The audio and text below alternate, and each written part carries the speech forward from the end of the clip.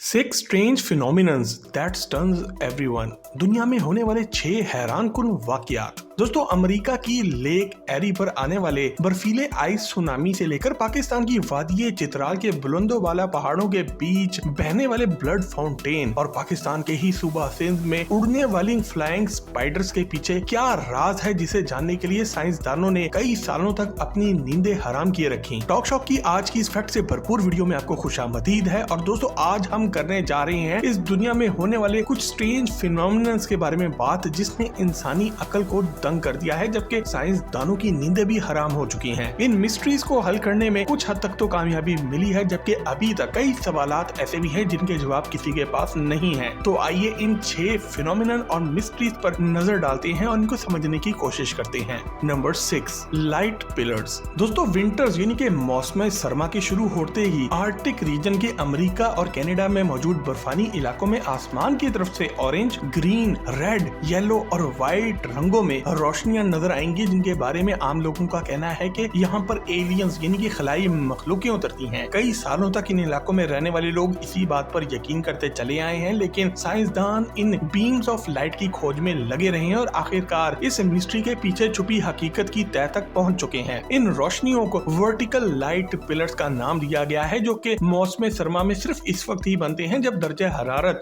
0 से -10 सेंटीग्रेड तक गिर चुका हो, और जैसे ही बर्फ जमती है तो जमीन पर हेक्सागोन यानी कि 6 कोनों वाली शक्ल में टाइनी छोटे छोटे बर्फ के क्रिस्टल्स बनते हैं, जो इतने छोटे होते हैं कि इंसानी आंख इनको इस वक्त तक देख नहीं पाती जब तक कि ये कलरफुल लाइट पिलर्स की शक्ल न इख्तियार कर लें। साइंसदानों के मुताबिक जब आर्कटिक रीजन में रात के वक्त ठंड बढ़ जाती है, आसमान साफ होता है, तो मून लाइट यानी कि चांद की रोशनी इन टाइनी क्रिस्टल से रिफ्लेक्ट होती है और आसमान पर ये खूबसूरत रंगों में लाइट के पिलर्स बना देती है। लेकिन इनको देखना खुशकिस्मत लोगों को ही नसीब होता है, क्योंकि रात के वक्त कुल्फी जमा देने वाली सर्दी में आखिर कौन बाहर निकलकर इनको देखेगा। और जो लोग भी घरों से बैठकर इनको देखते हैं, वो दूर से देखकर यही समझते हैं जैसे आसमान से कोई खलाई मखलूक उतर रही हो। Number 5, ice tsunami. दोस्तों, 24 फरवरी 2019 के रोज न्यूयॉर्क स्टेट के नेशनल वेदर सर्विस स्टेशन ने लेक एरी के इर्द गिर्द रहने वाले शहरियों को अपने घर के अंदर ही रहने या फिर जल्द अज जल्द किसी महफूज मुकाम पर जाने की वार्निंग दी थी, क्योंकि इस रोज 74 मील फी घंटा की रफ्तार से चलने वाली ठंडी हवाओं ने यहाँ पर कैटेगरी 1 का हरिकेन यानी कि समुद्री तूफान पैदा कर दिया था, जिसकी वजह से दरख्त भी जड़ों से उखड़ गए थे और बिजली का निजाम दरम भरम हो गया था। लेकिन फिर अचानक से ही मौसम ने खौफनाक शक्ल इख्तियार कर ली और लेक एरी की जोरदार लहरों ने बर्फ की बड़ी बड़ी सिले उगलना शुरू कर दी, जिनकी ऊंचाई 30 फुट तक थी, और वहाँ पर मौजूद घरों को इन्होंने तबाह करना शुरू कर दिया। इस सूरत हाल ने सभी को परेशान कर दिया और इसे आइस सुनामी यानी कि बर्फीले सुनामी का नाम दिया गया। लेकिन एक आम सुनामी और एक आइस सुनामी में बुनियादी फर्क अर्थक्वेक यानी कि ज़लज़ले का था, जो कि लेक एरी के इलाके में इस रोज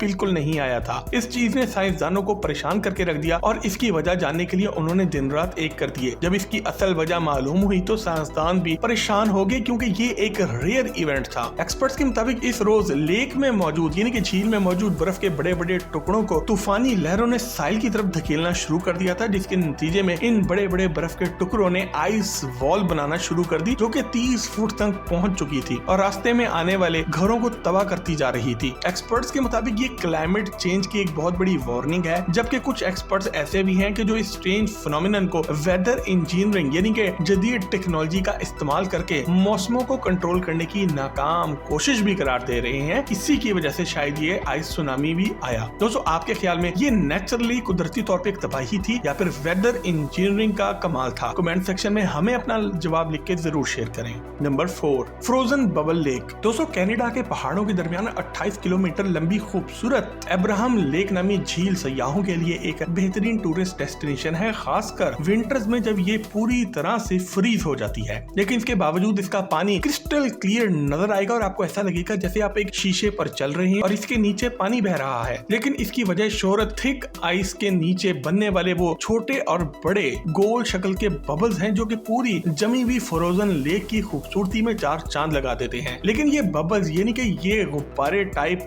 गोले जितने खूबसूरत नजर आते हैं इतने ही खतरनाक भी होते हैं, क्योंकि अगर किसी ने गलती से भी इन बबल्स को एक तीली भी लगा दी तो पूरी झील एक धमाके से फट जाएगी और हर तरफ आग ही आग फैल जाएगी। एक्सपर्ट्स के मुताबिक ये खूबसूरत दिखने वाले व्हाइट बबल्स मीथेन गैस के बने होते हैं जो कि अब्राहम झील की गहराई में पत्तों और दीगर जानवरों के गलने सड़ने की वजह से पैदा हो जाती है। और जब मौसम सरमा में यहाँ का पानी जम जाता है तो मीथेन गैस भी ये राउंड शेप के गोल बबल्स की सूरत में जम जाती है, जो कि इंतहाई खतरनाक लेकिन इंतहाई खूबसूरत नेचुरल फिनोमिनन में तब्दील हो जाती है और सैकड़ों सयाहों की अट्रैक्शन का सबब भी बनती है। Number 3, blood fountain Chitral. दोस्तों बात करते हैं पाकिस्तान की खूबसूरत वादी चित्राल के इलाके अपर चित्राल वैली की, जहाँ पर हर साल मौसम बहार में पहाड़ों से एक खूबसूरत ब्लड फाउंटेन यानी कि खूनी चश्मा निकलता है, जिसके बारे में तरह तरह की कहानियां भी मशहूर हैं। कुछ लोगों के मुताबिक यहाँ कुछ मासूम लोगों को मारा गया था और अब हर साल इनका खून पहाड़ों से निकलकर इंसाफ की दुहाई देता है। गर्ज के जितने मुंह और इतनी ही बातें, लेकिन इसके पीछे हकीकत जानने के लिए हमें एंटार्क्टिका के इलाके में मौजूद ब्लड फॉल्स का रुख करना पड़ेगा, जो कि मनफी दर्जा हरारत में जम जाता है और दूर से ऐसा लगता है किसी ने हजारों जानवरों को यहाँ पर कुर्बान किया हो। लेकिन एक्सपर्ट्स के मुताबिक एंटार्क्टिका में इस ब्लड फॉल की वजह वो आयरन रिच मिनरल्स हैं जो कि पानी के साथ बहकर आते हैं और हवा में मौजूद फ्री मूविंग ऑक्सीजन से टकराकर सुर्ख रंग में तब्दील हो जाते हैं, जिसकी वजह से पानी खूनी रंग का नजर आता है। ये अमल ऑक्सीडेशन प्रोसेस कहलाता है और साइंसदानों की कई सालों की रिसर्च का नतीजा है, जिसने इस मिस्टीरियस फिनोमिनन के पीछे के राज का खोज लगा लिया। इसी तरह पाकिस्तान में मौजूद वादी चित्राल के एक गांव मस्तोज के इलाके से निकलने वाला ये ब्लड फाउंटेन भी इसी ऑक्सीडेशन प्रोसेस का ही नतीजा है, जबकि कई लोगों ने इस चश्मे के और इसके सुर्ख पानी के साथ छोटे बड़े पत्थर भी देखे हैं जो कि आयरन रिच मिनरल्स का एक खजाना है और हवा में मौजूद ऑक्सीजन ने इनको सुर्ख रंग दे दिया है। वैसे अगर आपको इस खूनी चश्मे के बारे में पहली बार मालूम पड़ा है तो आज की वीडियो को एक लाइक जरूर दें।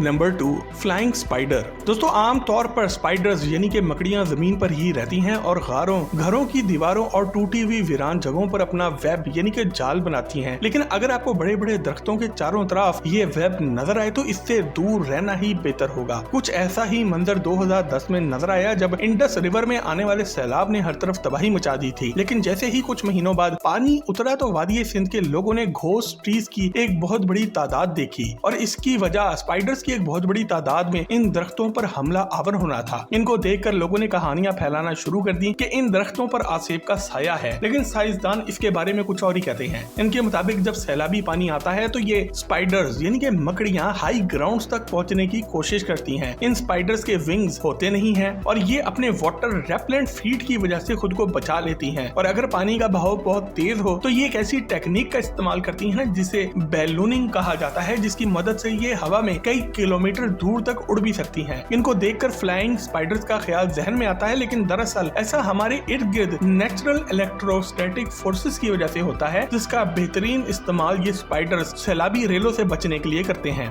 यही इंडस रिवर के पास मौजूद दर्जनों दरख्तों के साथ हुआ जिन पर स्पाइडर्स ने अपने सर्वाइवल के लिए हमला किया, जिसको मुकामी लोगों ने घोस्ट ट्रीज यानी कि आसेब ज़दा दरख्त करार दे दिया। ताहम ये दरख्त सनलाइट ना मिलने की वजह से पहले ही मर चुके थे। Number 1, walking stones. दोस्तों अमेरिका की डेथ वैली का शुमार दुनिया के खतरनाक तरीन मुकामात में होता है, जहाँ बड़े से बड़े दिल वाला भी हिम्मत हार दे और कई बार तो इसको पार करने के चक्कर में बहुत से लोग मौत के मुंह में भी जा चुके हैं। इस डेथ वैली में वॉकिंग स्टोन्स यानी कि चलने वाले पत्थर सबको हैरान कर देती हैं, जिनके पीछे लंबी लंबी ट्रेल्स होती हैं और साइंसदानों ने इस मिस्ट्री को हल करने के लिए पूरी कोशिश की है। आपको जानकर हैरत का एक झटका लगेगा कि इनमें से कई पत्थर ऐसे भी हैं जिनका वजन 300 किलोग्राम से भी ज्यादा है और इनको एक जगह से दूसरी जगह किसी एक्सटर्नल फोर्स के बगैर लाना मुमकिन नहीं है। और इस खतरनाक वीरान वादी में कौन है जो इन पत्थरों को घसीटेगा? ये पत्थर खुद ब खुद एक जगह से दूसरी जगह तक कैसे पहुंच जाते हैं? इन सवालात के जवाब जानने के लिए साइंसदानों ने सैटेलाइट्स की मदद ली और इन पत्थरों की दिन रात निगरानी की। सैटेलाइट विजुअल्स ने साइंसदानों को भी चकरा कर रख दिया, क्योंकि ये स्टोन्स वाकई ही खुद ब खुद हरकत भी करते थे, लेकिन इसकी वजह किसी को समझ नहीं आ रही थी। लिहाजा इस पर मजीद रिसर्च की गई और इस मिस्ट्री का खोज लगाने में दिन रात एक कर दिए गए। आखिरकार एक्सपर्ट्स इस नतीजे में पहुंचे कि इन पत्थरों के एक जगह से दूसरी जगह तक पहुंचने में एक बहुत बड़ा हाथ यहाँ की वेदर कंडीशंस यानी कि मौसमी हालात का भी हो सकता है, क्योंकि रात के वक्त यहाँ पर दर्जा हरारत 0 सेंटीग्रेड तक पहुँच जाता है और मौसम सरमा में मनफी भी चला जाता है, जिसकी वजह से इस वैली की सरफेस पर बर्फ की तह जम जाती है और जब मौसम बदलता है और गर्मी बढ़ती है तो यही बर्फ पिघल जाती है। लेकिन इसके पिघलने की वजह से ये पत्थर भी अपनी जगह से खिसकना शुरू हो जाते हैं और अपने पीछे ट्रेल्स छोड़ देते हैं, यानी कि अपनी एक जगह से दूसरी जगह तक जाने के निशान। लेकिन दोस्तों अभी तक इन वॉकिंग स्टोन पर मजीद रिसर्च की जा रही है, क्योंकि कई एक्सपर्ट्स के मुताबिक सिर्फ वेदर कंडीशन या फिर आइस का मेल्ट होना इतने बड़े भारी पत्थरों को एक जगह से दूसरी जगह तक मूव नहीं कर सकता जब तक कि यहाँ पर डाउन स्लोप मौजूद ना हो। वैसे आपके मुताबिक इन चलते पत्थरों के पीछे असल हकीकत क्या हो सकती है और इन नेचुरल फिनोमिना में से आपको सबसे फैसिनेटिंग कौन सा लगा? कमेंट सेक्शन में लिखकर हमसे शेयर जरूर करें। मजीद ऐसे ही जबरदस्त वीडियोस के लिए टॉक शॉक के चैनल को भी सब्सक्राइब जरूर करें।